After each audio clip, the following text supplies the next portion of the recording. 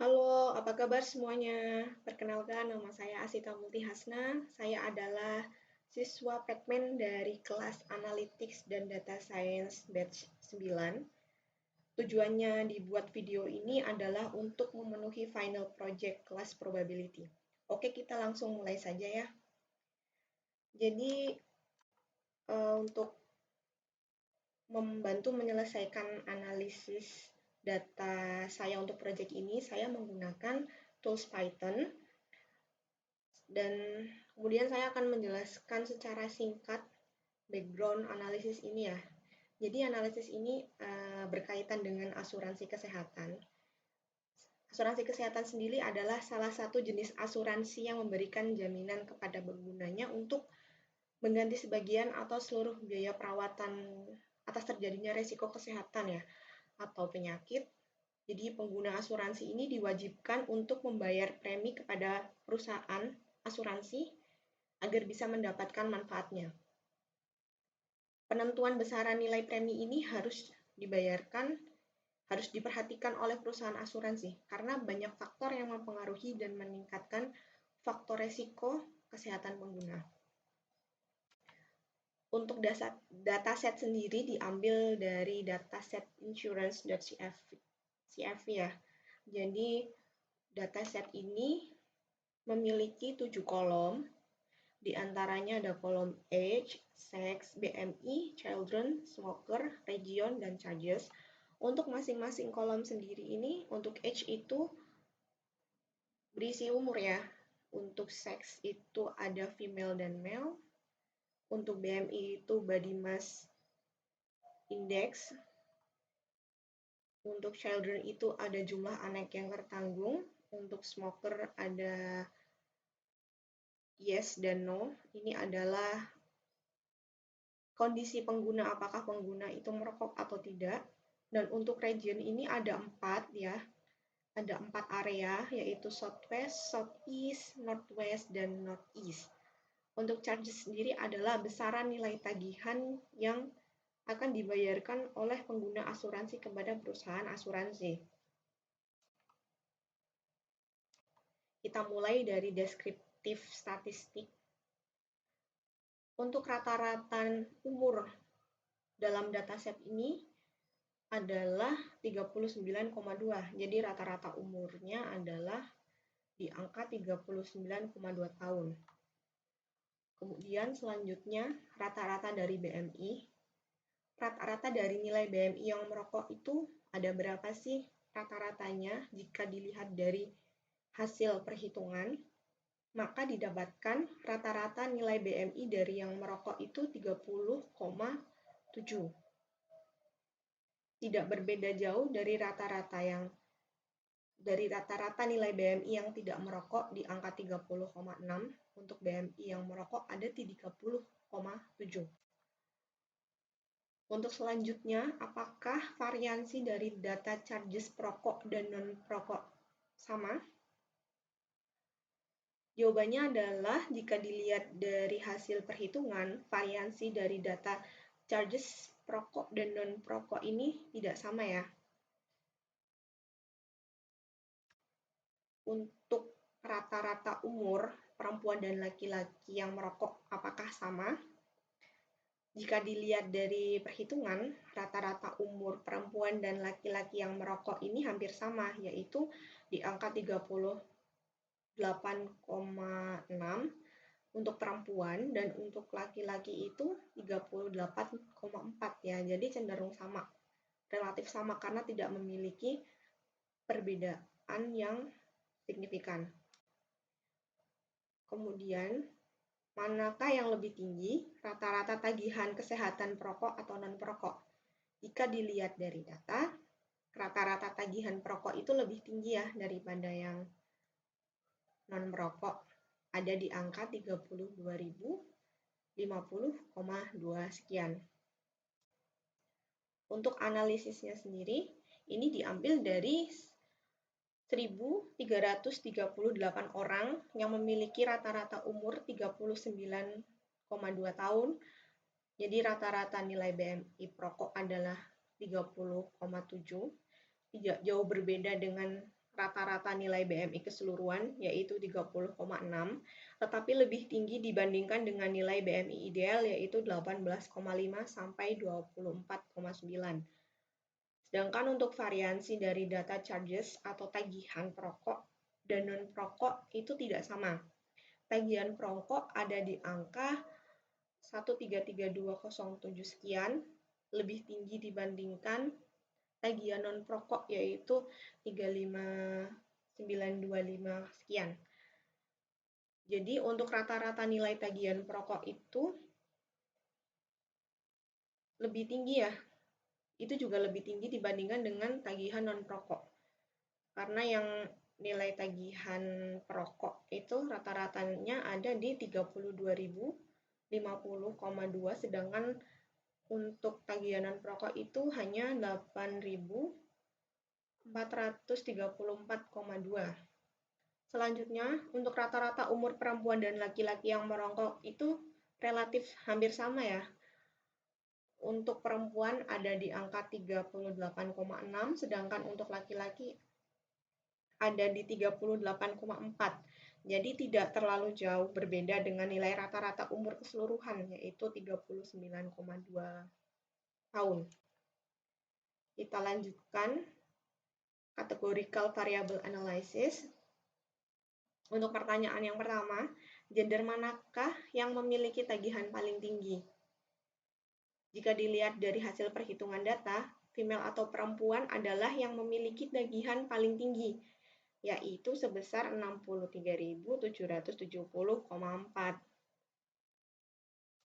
Untuk proporsi amount of people in each region, jadi apakah setiap region ini memiliki proporsi data banyak orang yang sama? Dilihat dari hasil perhitungan, tidak semua region ini memiliki proporsi data banyak orang yang sama ya. Karena dari 4 region, ada 3 region yang memiliki proporsi yang sama, yaitu area Northeast, Northwest, dan Southwest dengan 0,24%, sedangkan proporsi banyaknya orang di region Southeast sedikit lebih besar dari daerah yang lainnya, yaitu 0,27%. Selanjutnya, mana yang lebih tinggi, proporsi perokok atau non-perokok? Jika dilihat dari hasil perhitungan, non-perokok memiliki proporsi yang lebih tinggi, yaitu 0,80 atau 80%. Sedangkan untuk perokok itu hanya 0,20 ya, atau 20% saja. Jadi lebih tinggi proporsi non-perokok. Untuk probability ya, berapa peluang seseorang tersebut adalah perempuan jika diketahui dia adalah seorang perokok? Didapatkan hasil dari tabel dan nilai perhitungannya. Didapatkan peluang seseorang tersebut adalah perempuan jika diketahui dia perokok adalah di angka 0,42 atau 42%. Kemudian untuk berapa peluang seseorang tersebut adalah laki-laki jika diketahui dia adalah seorang perokok, itu jika dilihat dari hasil perhitungan, maka jawabannya adalah 0,58% ya. Angka ini lebih tinggi dari peluang seseorang tersebut adalah perempuan jika diketahui dia adalah seorang perokok. Jadi untuk yang laki-laki ini peluangnya lebih tinggi ya. Oke, untuk selanjutnya didapatkan analisis dari dataset insurance, dapat diketahui bahwa gender female atau perempuan ini adalah yang memiliki tagihan paling tinggi jika dibandingkan dengan nilai tagihan milik laki-laki, yaitu sebesar 63.770,4. Tidak berbeda jauh dengan tagihan milik perempuan. Untuk tagihan laki-laki ada di angka 62.592,8, tapi untuk yang paling tinggi itu memang tagihan perempuan ya. dan tidak semua region itu memiliki proporsi banyaknya data orang yang sama. Ada 3 region yang memiliki proporsi data banyak orang yang sama, yaitu Southwest, Northeast, dan Northwest, dengan 0,24% di setiap regionnya. Berbeda dengan daerah lain atau area lain, Southeast memiliki proporsi data sebesar 0,27%. Non-perokok memiliki proporsi yang lebih tinggi, yaitu 0,80, sedangkan proporsi perokok hanya sebesar 0,20. Peluang seseorang tersebut adalah laki-laki diketahui dia adalah perokok, yaitu 0,8 atau 58%, sedangkan peluang seseorang tersebut adalah perempuan diketahui dia adalah perokok itu 0,42% ya. Jadi peluang seseorang tersebut adalah laki-laki diketahui dia adalah perokok itu lebih besar dibandingkan dengan perempuan. Kita lanjutkan ke continuous variable analysis. Jadi ini adalah probability dari seseorang apakah mempunyai kemungkinan tagihan tinggi berdasarkan BMI. Jadi mencari peluang besar tagihan berdasarkan BMI ya. Saya ambil salah satu kasus acak. Peluang seseorang dengan BMI di atas 25 akan mendapatkan tagihan kesehatan di atas 30.000. Dihasilkan dari hasil perhitungannya, itu peluang seseorang dengan BMI di atas 25 akan mendapatkan tagihan kesehatan di atas 30.000 itu ada 0,15 ya atau 15%. Ini tidak terlalu tinggi tapi cukup tinggi. Kemungkinan selanjutnya mencari kemungkinan terjadi seorang perokok dengan BMI di atas 25 akan mendapatkan tagihan kesehatan di atas 16.700. Kita cari kemungkinan terjadinya ada berapa persen. Ternyata dilihat dari hasil, peluang seseorang perokok dengan BMI di atas 25 akan mendapatkan tagihan kesehatan di atas 16.700 atau 98%. Ini sangat tinggi ya probability-nya. Kemudian untuk selanjutnya, berapa peluang seseorang acak tagihan kesehatannya di atas 16.700 jika diketahui dia adalah perokok. Peluang seseorang acak tagihan kesehatannya di atas 16.700 diketahui jika dia adalah perokok ada di angka 0,93 ya atau 93% jika dilihat dari hasil perhitungan ini. Selanjutnya, manakah yang mungkin terjadi? Seseorang dengan BMI di atas 25 mendapatkan tagihan kesehatan di atas 16.700 atau seseorang dengan BMI di bawah 25 mendapatkan tagihan kesehatan di atas 16.700.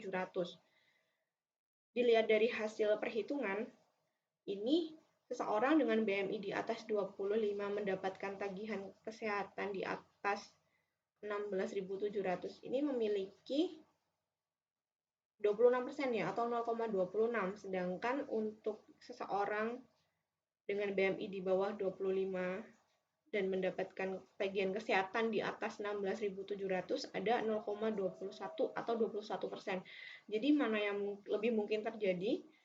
Mana yang lebih mungkin terjadi itu berarti seseorang dengan BMI di atas 25 mendapatkan tagihan kesehatan di atas 16.700 ya karena lebih besar 0,26%. 0,26 atau 26%. Oke, selanjutnya masih sama, manakah yang lebih mungkin terjadi? Seseorang perokok dengan BMI di atas 25 mendapatkan tagihan kesehatan di atas 16.700 atau seseorang non-perokok dengan BMI di atas 25% mendapatkan tagihan kesehatan di atas 16.700.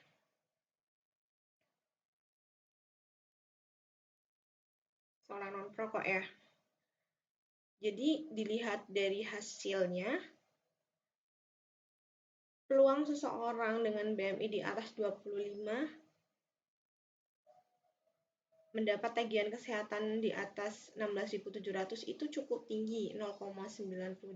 Sedangkan untuk non-perokok dengan BMI di atas 25 ini memiliki tagihan 16.700 itu hasilnya hanya 0,08. Jadi mana yang lebih mungkin terjadi?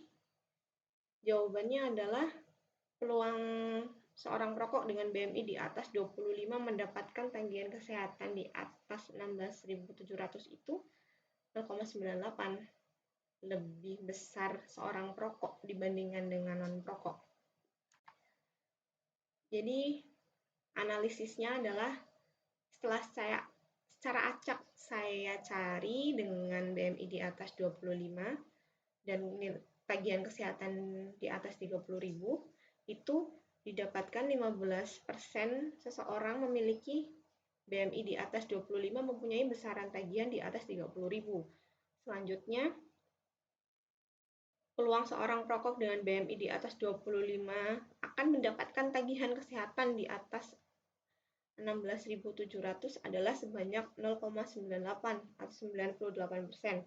Jadi dapat disimpulkan bahwa 98% dari seseorang yang merokok dan mempunyai BMI di atas 25 akan mempunyai tagihan di atas 16.700. Untuk selanjutnya, peluang seseorang acak tagihan kesehatannya di atas 16.700 jika diketahui dia adalah perokok adalah 0,93 atau 93%. Bisa disimpulkan bahwa 93% yang memiliki tagihan di atas 16.700 adalah seorang perokok. Untuk selanjutnya, manakah yang lebih mungkin terjadi? BMI di atas 25 atau BMI di bawah 25 yang akan mendapatkan tagihan kesehatan di atas 16.700. Karena dari hasil perhitungan,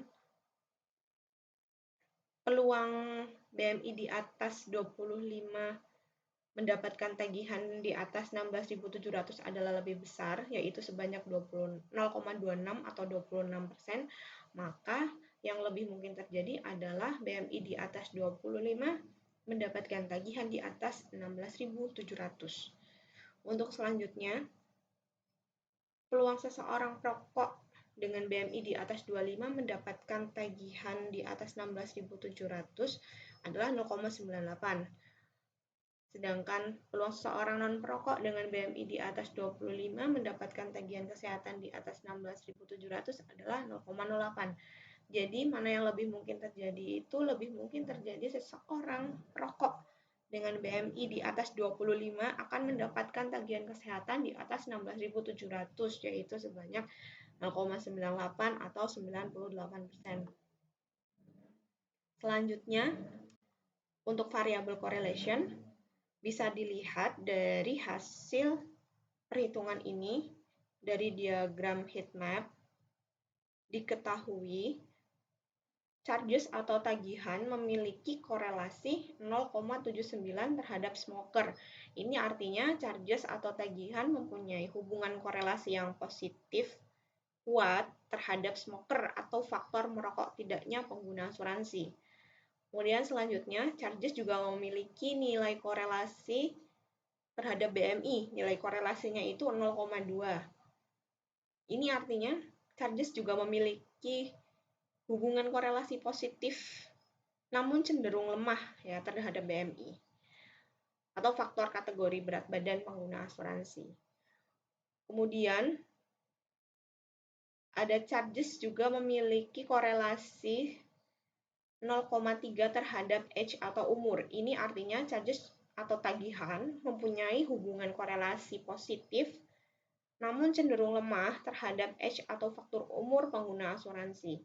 Dan Untuk faktor lain seperti seks, children, dan region ini hampir tidak memiliki korelasi dengan charges atau tagihan.